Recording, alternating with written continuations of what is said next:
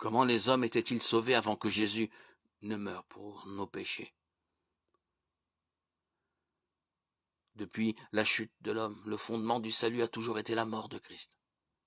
Personne, que ce soit avant ou après la croix, n'aurait jamais été sauvé sans cet événement clé de l'histoire du monde. En mourant, Christ a payé le prix des péchés passés, des saints de l'Ancien Testament et des péchés futurs, des saints du Nouveau Testament. Le salut a toujours été obtenu par la foi en Dieu.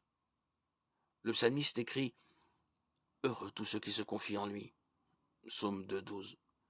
Genèse 15,6 nous dit qu'Abraham croyait en Dieu et que ça a été suffisant à Dieu pour lui compter comme justice. Je vous invite à voir aussi Romains 4, 3, 8. Le système sacrificiel de l'Ancien Testament n'effaçait pas le péché, comme l'enseigne clairement Hébreux 9, 1, 10. Mais il préfigurait le jour où le Fils de Dieu verserait son sang pour l'humanité pécheresse. Hébreux 4. Ce qui a changé à travers les âges et ce que croient les croyants, les exigences de Dieu à ce sujet dépendent du niveau de sa révélation à l'humanité à un moment donné. C'est ce qu'on appelle la révélation progressive. Adam a cru en la promesse de Dieu en Genèse 3,15 que la descendance de la femme vaincrait Satan.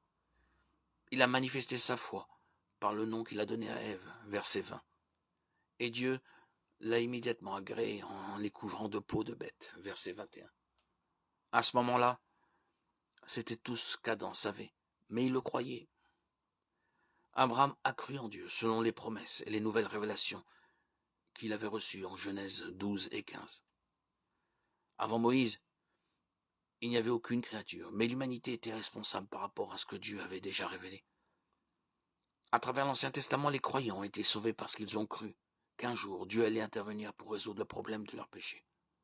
Aujourd'hui, nous regardons en arrière et croyons que Christ a déjà porté nos péchés sur la croix. Jean 3, 16, Hébreux 9, 28. Qu'en est-il des croyants vivants du temps de Christ, avant sa mort et sa résurrection? En quoi croyaient-ils? Comprenaient-ils entièrement que Christ mourrait sur la croix pour leurs péchés? Vers la fin de son ministère, Jésus-Christ commença à montrer à ses disciples qu'il devait aller à Jérusalem beaucoup souffrir de la part des anciens, des chefs, des prêtres et des spécialistes de la loi, être mis à mort et ressusciter le troisième jour.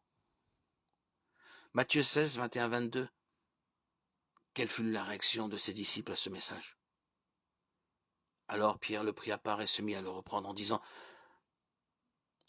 Que Dieu t'en garde, Seigneur, cela ne t'arrivera pas. » Pierre et les autres disciples ne connaissaient pas toute la vérité, mais ils étaient sauvés parce qu'ils croyaient ce Dieu vivant, ce Dieu qui allait intervenir pour résoudre le problème de leur péché. Ils ne savaient pas exactement comment cela se ferait, pas plus qu'Adam, Abraham, Moïse ou David, mais ils croyaient en Dieu. Aujourd'hui, nous bénéficions d'une révélation plus complète que ceux qui ont vécu avant la résurrection du Christ.